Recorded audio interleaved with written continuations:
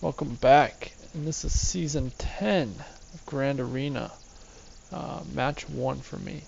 So I'm 26-1, I believe, and you can see here my opponent's stats. This is actually a pretty decent matchup. He did not have Darth Revan, as you can tell, but aside from that, he was fairly comparable. A little bit less mod depth, but as far as starting comps go, he had enough. He decided to go pretty conservative on defense, and I actually went pretty aggressive on I went pretty heavy on defense. I put Revan on defense.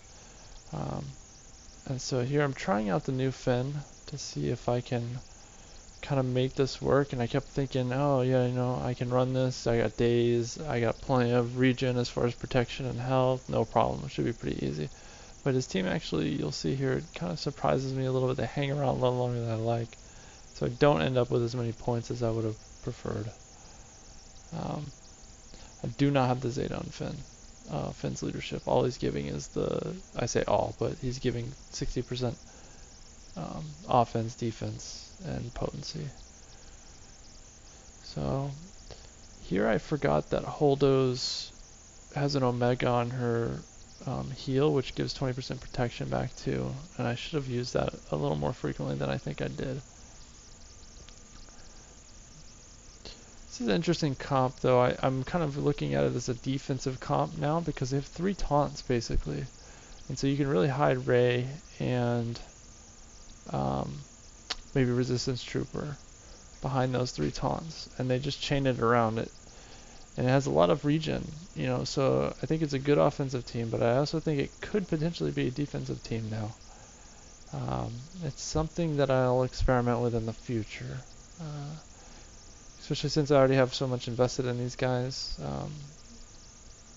You know, I'm going to try to get some use out of them, and so I think it'd be like a Phoenix equivalent, or maybe a little better than that, then I'm okay with that.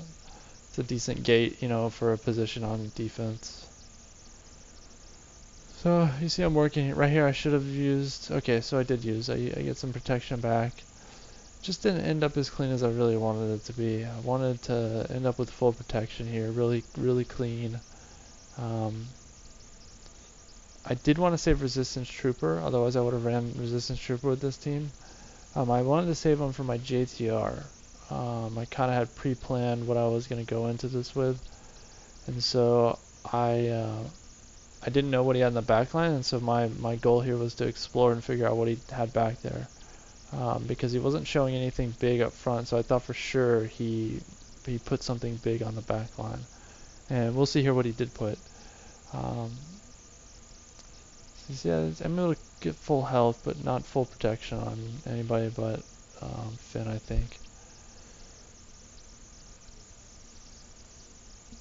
So now I'm going to go into Bounty Hunters. This is a 90k GP team versus my 81k Bounty Hunters, but I have Range Trooper. And I say but I have Range Trooper, and that's all that matters. Range Trooper really is going to just make this team a destroyer of Bounty Hunters, slower Bounty Hunter teams. Right there I make a mistake and I assist against Bosk, which is kind of stupid, but ultimately it doesn't make much difference. Terminator Train's going now for IT. Crit immunity's up. I usually underuse Death Mark there, but I managed to do that correctly. I put it on Boba so he doesn't res. And you see there, boom, down to 2 in less than 30 seconds. I kept thinking, why did Boss use his basic there? And it's because I believe Death Trooper, when he uses his AoE, it reduces the, it will increase cooldowns.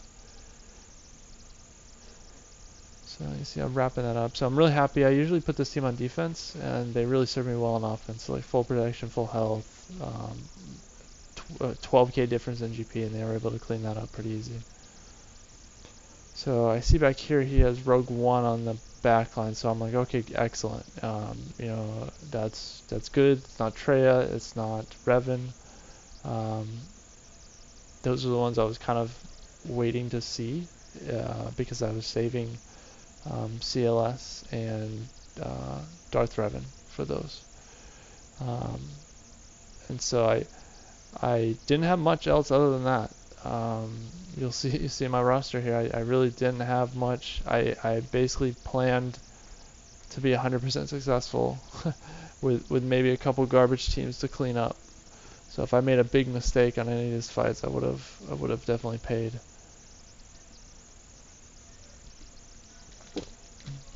So I usually use JTR against Bosk, but JTR is just as effective on First Order. Perhaps even more so because of Kylo Ren. You get those 50k, 60k health Kylo Ren unmasked, and they're healing 8% every hit. It actually can really, like, you may not be able to keep up with damage. It's very challenging because he heals back so much. So having Rage Jedi training there to put the healing undispellable healing immunity on him is very beneficial to the team. So I'm just kind of blowing these guys up. I undermanned this one too, but that's that's pretty typical. I don't really need more than that. I also don't have much gear to fill in that last roll. If I need some horsepower, sometimes I'll put Old Ben in there as kind of like a sacrifice, knowing that he's going to die, and basically kind of pre-buff everybody ahead of BB-8's first bloodlust, basically. So, but when I know I have the speed advantage, I don't typically worry about that. So see here, we're going to finish him up. 60 banners, nice. Missed protection on somebody there. So this was the team I was really not stressing about, but I was the most concerned with, and I knew I had to take my Trey out against this team.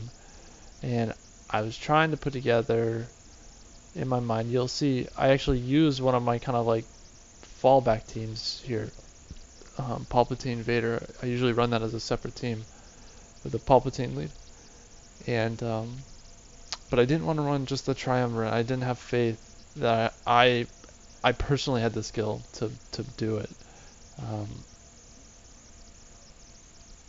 And so that was just kind of me still being uncomfortable with the Triumvirate. So I'm going to go ahead and spoil it. This one kind of becomes overkill as far as what I needed. But I do secure the win, and I do secure it with majority high health and protection. So you'll see Night Sister Nest. Nest is meant to counter a lot of the Night Sister counters, such as Imperial Troopers. Nest is really good against that. Bastila. Nest can do really big things against Bastila. And obviously both of those teams have significant strengths against Night Sisters. You'll see that I choose to execute Mother Talzin. I didn't want to have to deal with Plague, but I mean it really didn't matter. I don't think I could have gotten Nest there too, because Plague's kind of a non-issue with Trey's leadership. That's why she's such a strong counter to this team.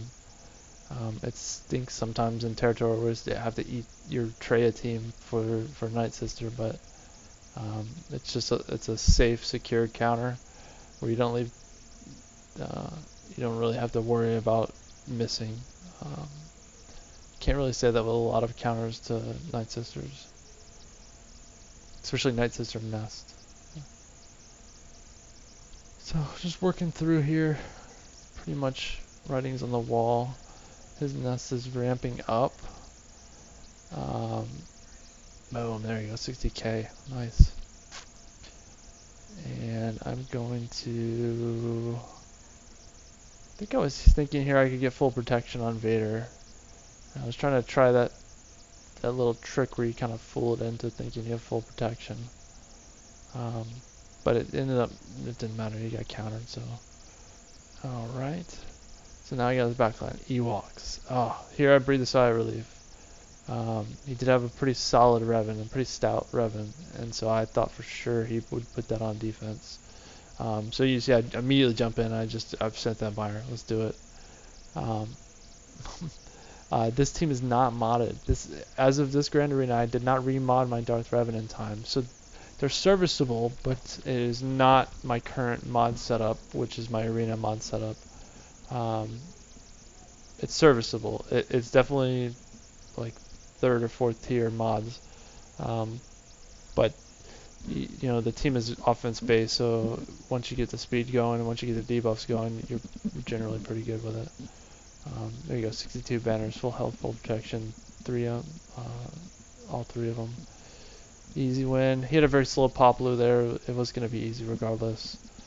And then I run CLS here with 3PO. I probably could have just reversed the two teams. You'll see I have Thrawn left on the bench and Basti left on the bench, and that was going to be it. That was all I had left. So if I would have missed, I would have had to clean up one of the battles with those guys. And I used Palpatine and Vader. That was kind of my other team, as my fail-safe team, my group of 8, if you will. And so it's good that I didn't. I was able to clean sweep them here.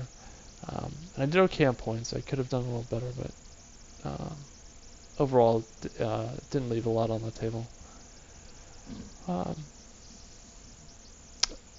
But you'll see, going just finish up. Took out Jen first because she can res. Put buff immunity from C3PO on Baze there so that I can focus Chirrut. And Chirrut goes down, and that's going to be it. Actually, this team took a lot more protection off my Han and stuff than I was expecting. I was expecting to end that with full on everybody. But that's okay. So I go ahead and I check before I go to bed last night, and my opponent was actually mid-fight. And it looks like he took... We'll show you the top row here first. So he took 2 attempts. I think he tried to undercut Ewoks and got surprised by the speed. And that took a good team that he wanted to use against First Order.